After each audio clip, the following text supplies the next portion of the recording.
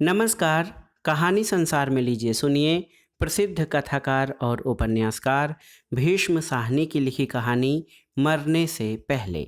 वाचन स्वर मेरा यानी अनुराग चौधरी का है। मरने से एक दिन पहले तक उसे अपनी मौत का कोई पूर्वाभास नहीं था। हाँ, थोड़ी खीज और थकान थी, पर फिर भी वह अपनी जमीन के टुकड़े को लेकर तरह तरह की योजनाएं बना रहा था। बल्कि उसे इस बात का संतोष भी था कि उसने अपनी मुश्किल का हल ढूंढ निकाला है और अब वह आराम से बैठकर अपनी योजनाएं बना सकता है। वास्तव में वह पिछले ही दिन शाम को एक बड़ी चतुराई का काम कर आया था। अपने दिल की ललक अपने जैसे ही एक वयोवृद्ध के दिल में उड़ेलने में सफल हो गया था। पर उसकी मौत को देखते हुए लगता है मानो वह कोई नाटक खेलता रहा हो और उसे खेलते हुए खुद भी चलता बना हो। एक दिन पहले जब उसे जमीन के मामले को लेकर डिप्टी कमिश्नर के दफ्तर में जाना था, तो वह एक जगह बस में से उतरकर पैदल ही उस दफ्तर की ओर जाने लगा था। उस समय दिन का 1 बजने को था। चिलचिलाती धूप थी और लंबी सड़क पर एक भी सायादार पेड़ नहीं था। पर 1 बजे से पहले उसे दफ्तर में पहुंचना था, क्योंकि कचहरियों के काम 1 बजे तक ही होते हैं। इसके बाद अफसर लोग उठ जाते हैं, कारिंदे सिगरेट बीड़ियाँ सुलगा लेते हैं और किसी से सीधे मुंह बात नहीं करते। तब तुम कचहरी के आंगन में और बरामदों में मुंह बाए घूमते रहो, तुम्हें कोई पूछता नहीं। इसलिए वह चिलचिलाती धूप में पाँव घसीटता जल्दी से जल्दी डिप्टी कमिश्नर के दफ्तर में पहुंच जाना चाहता था। बार बार घड़ी देखने पर, यह जानते हुए भी कि बहुत कम समय बाकी रह गया है, वह जल्दी से कदम नहीं उठा पा रहा था। एक जगह पीछे से किसी मोटर कार का भोंपू बजने पर वह बड़ी मुश्किल से सड़क के एक ओर को हो पाया था। जवानी के दिन होते तो वह सरपट भागने लगता, थकान के बावजूद भागने लगता, अपना कोट उतार कर कंधे पर डाल लेता और भाग खड़ा होता। उन दिनों भाग खड़ा होने में ही एक उपलब्धि का सा भास हुआ करता था। भाग कर पहुंच तो गए, काम भले ही पूरा हो या न हो। पर अब तो वह बिना उत्साह के अपने पांव घसीटता जा रहा था। प्यास के कारण मुंह सूख रहा था और मुंह का स्वाद कड़वा हो रहा था। धूप में चलते रहने के कारण गर्दन पर पसीने की परत आ गई थी, जिसे रुमाल से पोंछ पाने की इच्छा उसमें नहीं रह गई थी। अगर पहुंचने पर कचहरी बंद मिली, डिप्टी कमिश्नर या तहसीलदार आज भी नहीं आया, तो मैं कुछ देर के लिए वहीं बैठ जाऊंगा, किसी बेंच पर, दफ्तर की सीढ़ियों पर या किसी चबूतरे पर कुछ देर के लिए दम लूंगा और फिर लौट आऊंगा। अगर वह दफ्तर में बैठा मिल गया तो मैं सीधा उसके पास जा पहुंचूंगा। अफसर लोग तो दफ्तर के अंदर बैठे बैठे गुर्राते हैं, जैसे अपनी मांद में बैठा कोई जंतु गुर्राता है। पर भले ही वह गुर्राता रहे, मैं चीख उठाकर सीधा अंदर चला जाऊंगा। उस स्थिति में भी उसे इस बात का भास नहीं हुआ कि उसकी जिंदगी का आखिरी दिन आ पहुंचा है। चिलचिलाती धूप में चलते हुए एक ही बात उसके मन में बार बार उठ रही थी, काम हो जाए, आज नहीं तो कल, कल नहीं तो परसों, बस काम हो जाए। उससे एक दिन पहले तहसीलदार की कचहरी में 3-3 कारिंदों को रिश्वत देने के बावजूद उसका काम नहीं हो पाया था। कभी किसी चपरासी की ठुड्डी पर हाथ रखकर उसकी मिन्नत समागत करता रहा, तो कभी किसी क्लर्क कारिंदे को सिगरेट पेश करके। जब धूप ढलने को आई थी, कचहरी के आंगन में वीरानी छाने लगी थी और वह तीनों कारिंदों की जेब में पैसे ठूस चुका था, फिर भी उसका काम हो पाने के कोई आसार नजर नहीं आ रहे थे, तो वह दफ्तर की सीढ़ियों पर आ बैठा था।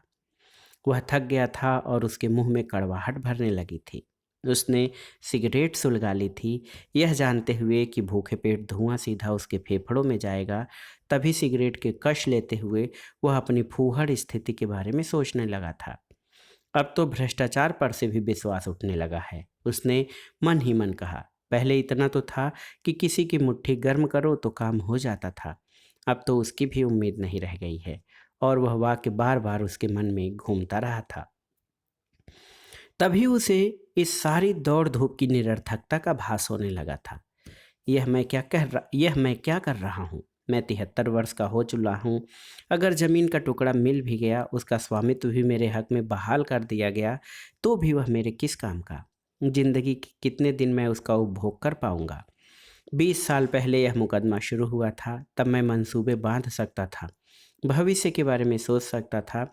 इस पुश्तैनी ज़मीन को लेकर सपने भी बुन सकता था कि यहाँ छोटा-सा घर बनाऊँगा, आँगन में फलों के पेड़ लगाऊँगा, पेड़ों के साए के नीचे हरी-हरी घास पर बैठा करूँगा। पर अब अव्वल तो यह ज़मीन का टुकड़ा अभी भी आसानी से मुझे नहीं मिलेगा। घुसपैठियों को इसमें से निकालना खाला जी का घर नहीं है। मैं घूस दे सकता हूँ, तो क्या घुसपैठिया घूस नहीं दे सकता या नहीं देता होगा? भले ही फैसला मेरे हक में हो चुका हो, वह 10 तिकड़ा में करेगा। पिछले 20 साल में कितने उतार चढ़ाव आए हैं। कभी फैसला मेरे हक में होता तो वह अपील करता, अगर उसके हक में होता तो मैं अपील करता। इसी में ज़िंदगी के 20 साल निकल गए और अब 73 साल की उम्र में मैं उस पर क्या घर बनाऊंगा। मकान बनाना कौन सा आसान काम है और किसे पड़ी है कि मेरी मदद करे। अगर बना भी लूं तो भी मकान तैयार होते होते मैं 75 पार कर जाऊंगा। मेरे वकील की उम्र इस समय 80 साल की है और वह बौराया सा घूमने लगा है। बोलने लगता है तो बोलना बंद नहीं करता। उसकी सूझबूझ भी शिथिल हो चुकी है। बैठा बैठा अपनी धुंधलाई आंखों से शून्य में ताकने लगता है। कहता है उसे पेचिश की पुरानी तकलीफ भी है, घुटनों में भी गठिया है। वह आदमी 80 वर्ष की उम्र में इस हालत तक पहुंच चुका है, तो इस उम्र तक पहुंचते पहुंचते मेरी क्या गति होगी। मकान बन भी गया तो मेरे पास ज़िंदगी के 3-4 वर्ष बचे रहेंगे। क्या इतने भर के लिए अपनी हड्डियाँ तोड़ता फिरूँ? क्यों नहीं मैं इस पचड़े से निकल आता। मुझसे ज़्यादा समझदार तो मेरा वह वकील ही है, जिसने अपनी स्थिति को समझ लिया है और मेरे साथ तहसील कचहरी जाने से इनकार कर दिया है। बस साहिब, मैंने अपना काम पूरा कर दिया है, आप मुकदमा जीत गए हैं। अब ज़मीन पर कब्जा लेने का काम आप खुद सँभालें। उसने 2 टूक कह दिया था। यही कुछ सोचते-सोचते उसने फिर से सिर झटक दिया था। क्या मैं यहाँ तक पहुँचकर किनारा कर जाऊँ? ज़मीन को घुसपैठिए के हाथ सौंप दूँ? यह बुज़दिली नहीं होगी तो क्या होगा? किसी को अपनी ज़मीन मुफ्त में क्यों हड़पने दूँ? क्या मैं इतना गया बीता हूँ कि मेरे जीते जी कोई आदमी मेरी पुश्तैनी ज़मीन छीन ले जाए और मैं खड़ा देखता रहूँ? और तब तो ये फैसला हो चुका है, अब तो केवल इसका हल्का-सा धक्का देना बाकी है।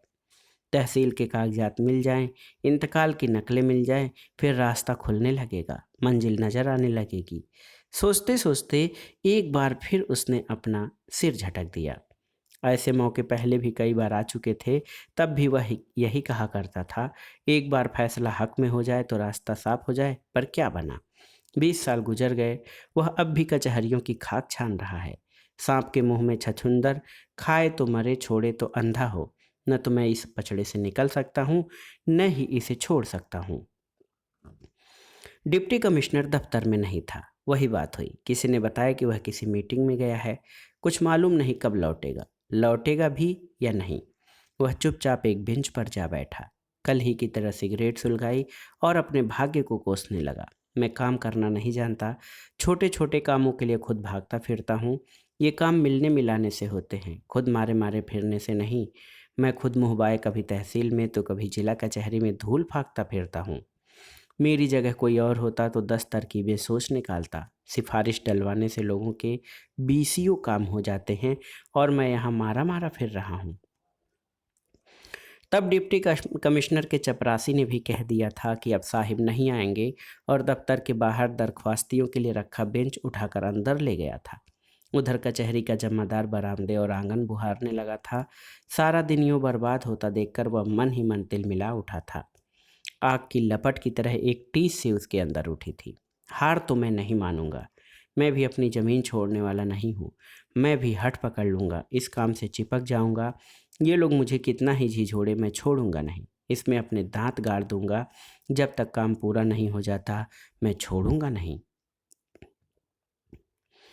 वह मन ही मन जानता था कि मन में से उठने वाला यह आवेग उसकी असमर्थता का ही द्योतक था कि जब भी उसे कोई रास्ता नजर नहीं सूझता तो वह ढिठाई का दामन पकड़ लेता है। इस तरह वह अपने डूबते आत्मविश्वास को धृष्टता के द्वारा जीवित रख पाने की कोशिश करता रहता है। पर उस दिन सुबह जिला कचहरी की ओर जाने से पहले उसकी मन स्थिति बिल्कुल दूसरी थी। तब वह अस्वस्थ महसूस कर रहा था। नहा धोकर ताज़ा दम घर से निकला था और उसे पता चला था कि डिप्टी कमिश्नर दफ्तर में मिलेगा, कि वह भला आदमी है, मुंसिफ मिजाज है और फिर उसका तो काम भी मामूली सा है। अगर उससे बात हो गई, उसने हुक्म दे दिया तो पलक मारते ही काम हो जाएगा। शायद इसलिए जब वह घर से निकला था तो आसपास का दृश्य उसे एक तस्वीर जैसा सुंदर लगा था, जैसे माहौल में से बरसों की धुंध छट गई हो और विशेष रोशनी सी चारों ओर छिटक गई हो। एक हल्की सी झिलमिलाहट जिसमें एक एक चीज, नदी का पाट, उस पर बना सफ़ेद डंडरों वाला पुल और नदी के किनारे खड़े ऊंचे ऊंचे भरे पूरे पेड़, सभी निखर उठे थे। सड़क पर जाती युवतियों के चेहरे खिले खिले, हर इमारत निखरी निखरी सुबह की धूप में नहाई, और इसी मन स्थिति में वह उस बस में बैठ गया था जो उसे शहर के बाहर दूर डिप्टी कमिश्नर के दफ्तर की ओर ले जाने वाली थी।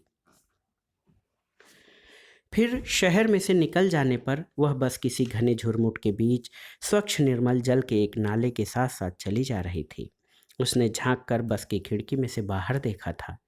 एक जगह पर नाले का पाट चौड़ा हो गया था और पानी की सतह पर बहुत सी बत्तखें तैर रही थीं, जिससे नाले के जल में लहरियां उठ रही थीं। किनारे पर खड़े बेत के छोटे छोटे पेड़ पानी की सतह पर झुके हुए थे और उनका साया जालीदार चादर की तरह पानी की सतह पर थिरक रहा था। अब बस किसी छोटी सी बस्ती को लांघ रही थी। बस्ती के छोटे छोटे बच्चे नंगे बदन नालों में डुबकियां लगा रहे थे। उसकी नज़र नाले के पार बस्ती के एक छोटे से घर पर पड़ी, जो नाले के किनारे पर ही लकड़ी के खंभों पर खड़ा था। उसकी खिड़की में एक सुंदर सी कश्मीरी लड़की अपनी छोटी बहन को सामने बैठाए उसके बालों में कंघी कर रही थी। थोड़ी देर के लिए ही यह दृश्य उसकी आंखों के सामने रहा था और फिर बस आगे बढ़ गई थी। पर उसे देखकर उसके दिल में स्फूर्ति की लहर दौड़ गई थी। एक छोटा सा घर तो बन ही सकता है। मन में एक बार निश्चय कर लो तो जैसे तैसे काम पूरा हो ही जाता है। बेर के पेड़ के नीचे आंगन में कुर्सी बिछाकर बैठा करूँगा। पेड़ों की पात के नीचे मैं मेरी पत्नी घूमने जाया करेंगे। पेड़ों पर से झरते पत्तों के बीच कदम बढ़ाते हुए मैं हाथ में छड़ी लेकर चलूँगा। मोटे तले के जूते पहनूंगा और ठंडी ठंडी हवा गालों को थपथपाया करेगी। जिंदगी भर की थकान दूर हो जाएगी। मकान बनाना क्या मुश्किल है? क्या मेरी उम्र के लोग काम नहीं करते? वे फैक्ट्रियाँ चलाते हैं, नई फैक्ट्रियाँ बनाते हैं, मरते दम तक अपना काम बढ़ाते रहते हैं। पर अब ढलती दोपहर में खचाखच भरी बस में हिचकोले खाता हुआ, बेसुध सा शून्य में देखता हुआ वह घर लौट रहा था। पिंडलियां दुख रही थीं और मुंह का जायका कड़वा हो रहा था। उसे फिर झुंझलाहट हुई अपने पर, अपने वकील पर जिसने ऐन आड़े वक्त में मुकदमे पर पीठ फेर ली थी, अपने सगे संबंधियों पर जिनमें से कोई भी हाथ बटाने के लिए तैयार नहीं था। मैं ही मारा मारा फिर रहा हूँ। सबसे अधिक उसे अपने पर क्रोध आ रहा था, अपनी अकर्मण्यता पर, अपने दब्बू स्वभाव पर, अपनी असमर्थता पर। बस में से उतरते ही उसने सीधे अपने वकील के पास जाने का फैसला किया। वह अंदर ही अंदर बौखलाया हुआ था। फीस लेते समय तो कोई कसर नहीं छोड़ते, 10 की जगह 100 मांगते हैं और काम के वक्त पीठ मोड़ लेते हैं। तहसीलों में धक्का खाना क्या मेरा काम है? क्या मैंने तुम्हें उजरत नहीं दी? कमिश्नरी का बड़ा फाटक लांघकर वह बाएं हाथ को मुड़ गया, जहां कुछ दूरी पर अर्जी नवीसों की पांत बैठती थी। बूढ़ा वकील कुछ मुद्दत से अब यहीं बैठने लगा था। उसने नज़र उठाकर देखा, छोटे से लकड़ी के खोखे में वह बड़े इत्मीनान से लोहे की कुर्सी पर बैठा था। उसका चौड़ा चेहरा चमक रहा था और सिर के गिने चुने बाल बिखरे हुए थे। उसे लगा जैसे बूढ़े वकील ने नया सूट पहन रखा है और उसके काले रंग के जूते चमक रहे हैं। वह अपने बोझिल पांव घसीटता धीरे धीरे चलता हुआ वकील के खोखे के सामने जा पहुंचा। बूढ़ा वकील कागजों पर झुका हुआ था और एक नोटरी की हैसियत से अर्जियों पर किए गए दस्तखतों की तस्दीक कर रहा था, और नीचे जमीन पर खड़ा अधेड़ उम्र का उसका कारिंदा हाथ में नोटरी की मोहर उठाए एक एक दरख्वास्त पर दस्तखत हो जाने पर ठप्पा लगा रहा था। आज भी कुछ काम नहीं हुआ। खोखे के सामने पहुंचते ही उसने करीब करीब चिल्लाकर कहा। वकील को यूं आराम से बैठा देखकर उसका गुस्सा भड़क उठा था। खुद तो कुर्सी पर मजे से बैठो, दस्तखतों की तस्दीक कर रहा है और पैसे बटोर रहा है, जबकि मैं तहसीलों की धूल फांक रहा हूँ। वकील ने सिर उठाया, उसे पहचानते ही मुस्कुराया। वकील ने उसका वाक्य सुन लिया था। मैंने कहा था ना, वकील अपनी जानकारी बघाड़ते हुए बोला।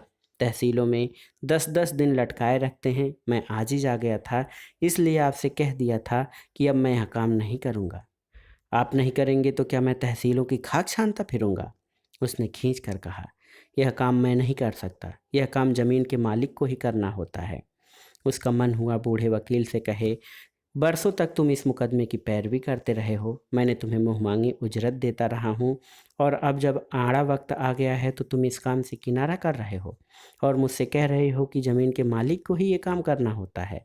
पर उसने अपने को रोक लिया, मन में उठती खींच को दबा लिया, बल्कि बड़ी संयत सहज आवाज़ में बोला, वकील साहब, आप मुकदमे के एक एक नुक्ते को जानते हैं, आपकी कोशिशों से हम यहाँ तक पहुँचे हैं। अब इसे छोटा सा धक्का और देने की ज़रूरत है, और वह आप ही दे सकते हैं। पर बूढ़े वकील ने मुंह फेर लिया। उसकी उपेक्षा को देखते हुए वह मन ही मन फिर तमक उठा। उसकी नज़र वकील के चेहरे पर थी। 80 साल का बूढ़ा शून्य में देखे जा रहा था। अपने दमखम के बावजूद वकील की आंखें धुंधला गई थी और बैठे बैठे अपने आप उसका मुंह खुल जाता था।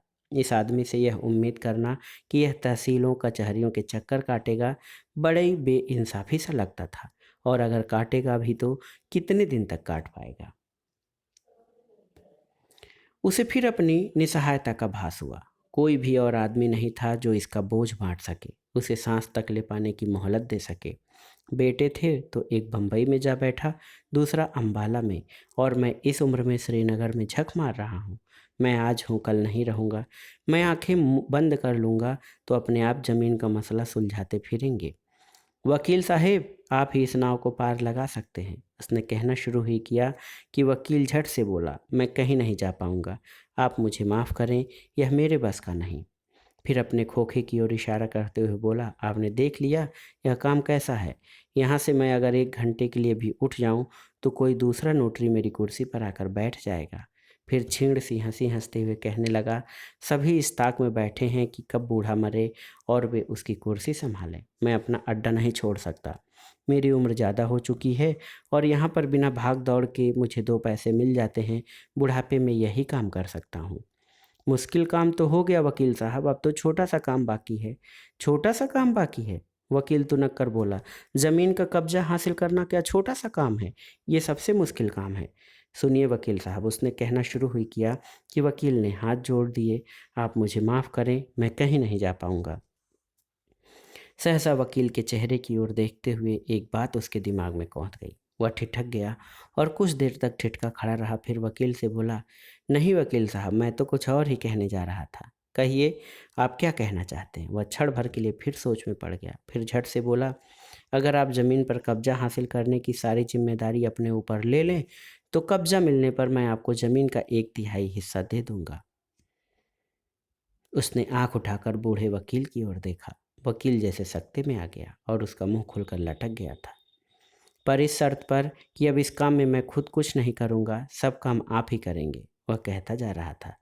मैंने तो अर्ज किया ना, मेरी मजबूरी है, बूढ़ा वकील बुदबुदाया। आप सोच लीजिए, 1/3 ज़मीन का मतलब है करीब 4 लाख रुपए। यह विचार उसे अचानक ही सूझ गया था, मानो जैसे कौंध गया हो। अपनी विवशता के कारण रहा हो, या दबी कुचली व्यवहार कुशलता का कोई अधमरा अंकुर सहसा फूट निकला हो, पर इससे उसका जेहन खुल सा गया था। आप नहीं कर सकते तो मैं आपको मजबूर नहीं करना चाहता। आप किसी अच्छे वकील का नाम तो सुझा सकते हैं जो दौड़ धूप कर सकता हो, मुकदमे की स्थिति आप उसे समझा सकते हैं। उसने अपनी व्यवहार कुशलता का एक और तीर छोड़ते हुए कहा, आप मुकदमे को यहाँ तक ले आए, यही बहुत बड़ी बात है। उसने बूढ़े वकील के चेहरे की ओर फिर से देखा। बूढ़े वकील का मुंह अभी भी खुला हुआ था और वह उसकी ओर एकटक देखे जा रहा था। अब कोई वकील ही यह काम करेगा? बूढ़े वकील की आंखों में हल्की सी चमक आ गई थी और उसका मुंह बंद हो गया था। मैं आपसे इसलिए कह रहा हूँ कि केस की सारी मालूमात आपको है। अपना सुझाव सबसे पहले आपके सामने रखना तो मेरा फर्ज बनता है। आपके लिए कुछ भी मुश्किल नहीं, और अदालत का फैसला हमारे हक में हो चुका है। अब केवल कब्जा लेना बाकी है। अपनी बात का असर बूढ़े वकील के चेहरे पर होता देखकर वह मन ही मन बुदबुदाया, लगता है तीर निशाने पर बैठा है। लेकिन मैं अपने पल्लू से अब और कुछ नहीं दूंगा, न पैसा, न फीस, न मुआवजा, कुछ भी नहीं। बस 1/3 ज़मीन आपकी होगी और शेष मेरी। बोलते हुए उसे लगा जैसे उसके शरीर में ताकत लौट आई है और आत्मविश्वास लहराने लगा है। उसे लगा जैसे अगर वह इस वक्त चाहे तो भाषण दे सकता है। पटवारी, तहसीलदार, घुसपैठिया, जिस किसी को कुछ देना होगा तो आप ही देंगे। फिर बड़े ड्रामाई अंदाज में वह चलने को हुआ और धीरे धीरे बड़े फाटक की ओर कदम बढ़ाने लगा।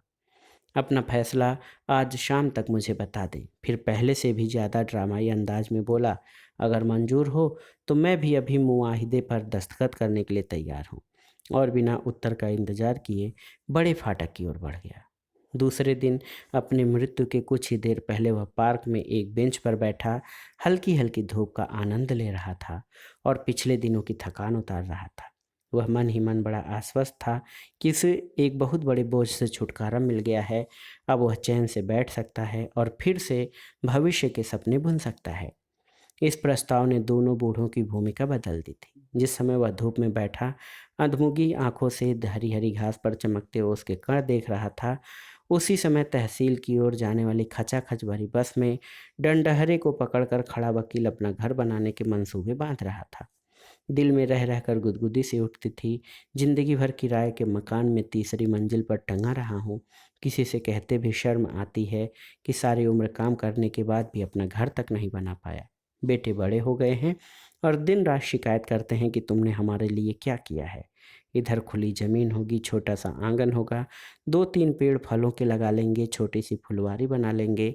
ज़िंदगी के बचे खुचे सालों में कम से कम रहने के लिए खुली जगह होगी। सकरी गली में तीसरी मंजिल पर लटके तो नहीं रहेंगे। एक स्फूर्ति की लहर पुलकन से एक झुरझुरी से उसके बदन में उठी और सरसराती हुई रीढ़ हड्डी के रास्ते सिर तक जा पहुंची। खुली जमीन का एक टुकड़ा लाखों की लागत का बैठे बिठाए मुफ्त में मिल जाएगा। न हींग लगे न फिटकरी। अच्छा हुआ जो लिखा पढ़ी भी हो गई। मुवक्किल को दोबारा सोचने का मौका ही नहीं मिलेगा। इस गुदगुदी में वह बस पर चढ़ा था, पर कुछ फासला तय कर चुकने पर बस में खड़े खड़े बूढ़े वकील की कमर दुखने लगी थी। 80 साल के बूढ़े के लिए बस के हिचकोलों में अपना संतुलन बनाए रखना कठिन हो रहा था। 2 बार वह गिरते गिरते बचा था। एक बार तो वह नीचे की सीट पर बैठी एक युवती की गोद में जा गिरा था, जिस पर आसपास के लोग ठहाका मारकर हंस दिए थे। पांव बार बार लड़खड़ा जाते, पर मन में गुदगुदी बराबर बनी हुई थी। पर कुछ देर बाद बस में खड़े रहने के कारण घुटनों में दर्द अब बढ़ेगा। तहसील अभी दूर है और वहां पहुंचते पहुंचते मैं परेशान हो उठूंगा। दर्द बढ़ने लगा और कुछ ही देर बाद उसे लगने लगा जैसे किसी जंतु ने अपने दांत उसके शरीर में गाड़ दिए और उसे झिझोड़ने लगा है। न जाने तहसील तक पहुंचते पहुंचते मेरी क्या हालत होगी। बैठे बिठाए मुसीबत मोल ली। जाए भाड़ में ज़मीन का मालिक और वह जहां पर खड़ा था वहीं घुटने पकड़कर बस के फर्श पर हाय हाय करता बैठ गया। उस समय बस उसी बस्ती को पार कर रही थी जहां बेंत के पेड़ों के झुरमुट के बीच नाले के किनारे किनारे सड़क चलती जा रही थी और जहां पानी की सतह पर लहरियां बनाते हुए बत्तखें आज भी तैर रही थीं। उधर पार्क के बेंच पर बैठा जमीन का मालिक थकान दूर हो जाने पर धीरे धीरे ऊँघने लगा था। उसकी मौत को कुछ ही मिनट बाकी रह गए थे। वह अभी भी आश्वस्त महसूस कर रहा था। चलो, इस सारी चकचक और फजीहत से निकल आया हूँ। उसे ये सोचकर सुखद सा अनुभव हुआ कि वह आराम से बेंच पर बैठा सुस्ता रहा है, जबकि इस समय वकील तहसील में ज़मीन के कागज़ निकलवाने के लिए भटक रहा है। पर ज़मीन का ध्यान आते ही उसके मन को धक्का सा लगा। सहसा ही वह चौंक कर उठ बैठा।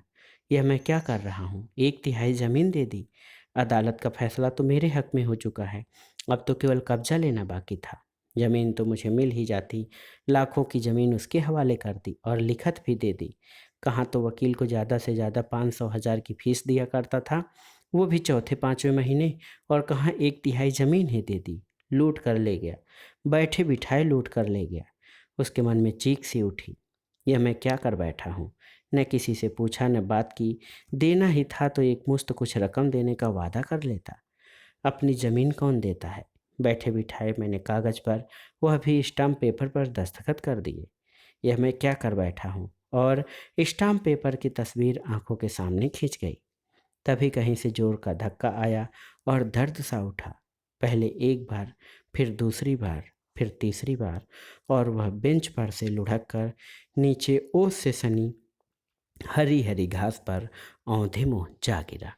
तो दोस्तों, ये थी भीष्म शाहनी की लिखी कहानी मरने से पहले।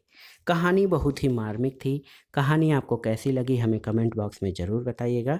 कहानी सुनने के लिए धन्यवाद। नमस्कार।